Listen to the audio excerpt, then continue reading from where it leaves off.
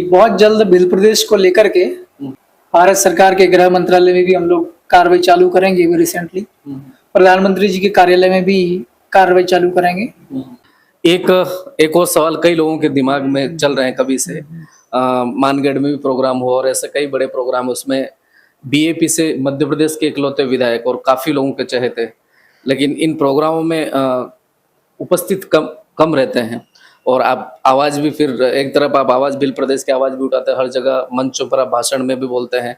तो ये जो कार्यक्रम में शामिल नहीं हो पा रहे हैं, इसका क्या कारण? लोगों के सवाल है। पहले सब ठीक चला था, 2-3 नोटिस वोटिस दिए थे पार्टी के राष्ट्रीय अध्यक्ष जी ने मेरे को।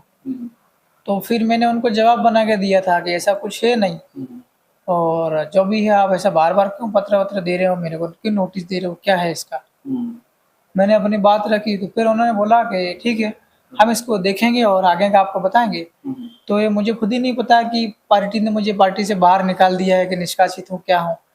अब जबरदस्ती किसी के कार्यक्रम में जाना मुझे नहीं लगता कि ये ठीक है, इसलिए मैं नहीं जाता हूँ। अच्छा, पार्टी ने शायद अभी मेरे खिलाफ में कुछ एक्शन वेक्शन ले रखा है, प्रतिबंध कर रखा है, ऐसा कुछ। अभी प्रचार में भी हम लोग जाना चाह रहे थे, तो पार्टी की ओर से हमने पूछा भी जाए कि नहीं जाए, कोई जवाब नहीं। उपचुनाव हुआ था मध्य प्रदेश के अमरवाड़ा में, फिर यहाँ पर भी लोकसभा चुनाव में स्टार प्रचारकों की नियुक्ति करी, और हम लोगों को इसमें ना हाँ का ना का कुछ नहीं, करो प्रचार या ना करो, इस टाइप से चीजें हुई। तो मुझे लगता है कि शायद मुझे जबरदस्ती नहीं करना चाहिए। अच्छा, आपको ऐसा लगता है कि उन्होंने लिखित में ऐसा कुछ तो नहीं दिया अभी तक? नोटिस दिए है ना, 2 या 3 नोटिस दिए हैं। अच्छा। अब फिर उसके बाद में हमने जवाब दिया, तो अभी तक कुछ आया नहीं है वहां से, आप पार्टी में है, रहेंगे या नहीं रहेंगे। मतलब अभी उसमें चल रहा है, कहते हैं ना कारण बताओ नोटिस के उसमें। अच्छा। मतलब पार्टी से शायद मुझे, पार्टी से शायद एपीओ टाइप ऐसा क्या होता है मुझे शायद। अच्छा। तो मुझे ऐसा लगता है कि अब जब ऐसा है एपीओ टाइप वाला मामला, फिर हस्तक्षेप नहीं करना चाहिए, ताकि हमारी वजह से पार्टी का कार्यक्रम गतिविधियां डिस्टर्ब हो। अच्छा। ऐसा, और ऐसा कुछ अगर उनकी तरफ से आता है तो आप तैयार हैं? बिल्कुल। हाँ हाँ बिल्कुल, क्या दिक्कत है इसमें। हाँ, करते ही है। भिल प्रदेश की मुहिम को लेकर के आपका फिर और अभी क्या चल रही योजना इस तरफ? हमारी लड़ाई चल रही है भिल प्रदेश की, कागज पर भी लड़ाई चल रही है हमारी। हम लोगों ने विधानसभा के अंदर में इसको पुरजोर तरीके से उठाया है। अभी बहुत जल्द भिल प्रदेश को लेकर के और दिल्ली में भी कार्रवाई हम लोग चालू करेंगे।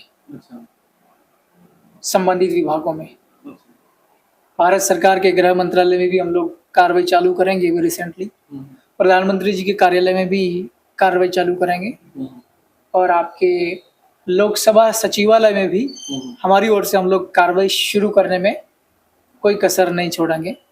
मैं पढ़ा लिखा आदमी हूँ, मुझे पता है ये नया राज्य कैसे बनता है, तो मैं उस पूरा प्रक्रिया को फॉलो करते हुए एक विधानसभा सदस्य होने के नाते क्या क्या कर सकता हूँ नया राज्य बनाने के लिए, मैं उसके लिए पूरा काम करूँगा। लेटर आप लिख रहे हैं, हर विभाग को लिख रहे हैं आदिवासी क्षेत्र के उत्थान के लिए और हर प्रकार की योजनाएं लाने के लिए। ऐसा क्या, जैसे कई सालों बाद में आपको एक गरीब परिवार के लड़के को और शिक्षित लड़के को इस क्षेत्र की जनता ने भरोसा करके चुना है, क्या स्पेशल होने वाला है? पढ़ाई लिखाई सुधारनी है बच्चों की, दूसरा लोगों को रोजगार दिलाना है। मनरेगा चल रही है, अभी तक बहुत घोटाले होते आए हैं, इसको ठीक करेंगे, लोगों को रोजगार मिले है, स्वास्थ्य की सेवाएं ठीक से दिलवाना है। बिजली के लिए हम लोग लड़ रहे हैं, इधर एक बहुत बड़ा समस्या है सेपरेशन वाला, विभक्तिकरण वाला, कि आपको रोशनी करने के लिए अलग विद्युत और सिंचाई के लिए अलग विद्युत, उसके लिए भी हम लोग काम कर रहे हैं। विधानसभा में भी ये लड़ाई हमने चालू करी हुई चल रही है, और शासन के असर भी चल रहा है, और सड़कों के लिए हम लोग लगातार काम कर रहे हैं। सड़कें अच्छी बने, मजबूत बने, ठीक ठाक बने, है ना। रोजगार के लिए हमने बता ही दिया आपको, हम लगातार भर्तियों की मांग कर रहे हैं, बैकलॉग के पदों पर लगातार भर्तियां करवा रहे हैं, भर्तियां चल भी रही हैं। हम उसको चाहते हैं और वो प्रक्रिया दुरुस्त हो। कुछ जैसे सिलेक्शन होकर के लेवल 1 के, लेवल 2 के और एमपीपीएससी के कई सारे भर्ती के बाद में कुछ जो सिलेक्शन होने के बाद, वेरिफिकेशन होने के बाद भी कुछ पोस्टें अटकी हुई है, ऐसी चीजों के ऊपर भी काम कर रहे हैं? सिलेक्शन होने के बाद में तो पोस्ट नहीं अटकती, हो जाती वो रिक्रूटमेंट, ज्वाइनिंग हो जाती। किसी का इक्का दुक्का ऐसा केस आ गया है, मान लो उसमें कुछ कुछ समस्याएं हैं डॉक्यूमेंट वगैरह में, तो वो भी हो जाता, थोड़ा समय लगता उसमें तो। बहुत बहुत धन्यवाद दर्शकों। तो ये मुद्दे आप सब सुनना चाह रहे थे अभी राज्यपाल से मिलने को लेकर के, भील प्रदेश को लेकर के, पावर प्लांट को लेकर के और रिजर्वेशन का जो तत्कालीन मुद्दे थे उन पर हमने चर्चा करी। और हमारी बातचीत को सुन करके आप क्या विचार रखते हैं कमेंट बॉक्स में ज़रूर बताएं, और चैनल पर नए हैं तो चैनल को सब्सक्राइब करें। कैमरामैन रोहित मैडा के साथ में मैं सज्जन कटारा, बहुत बहुत धन्यवाद।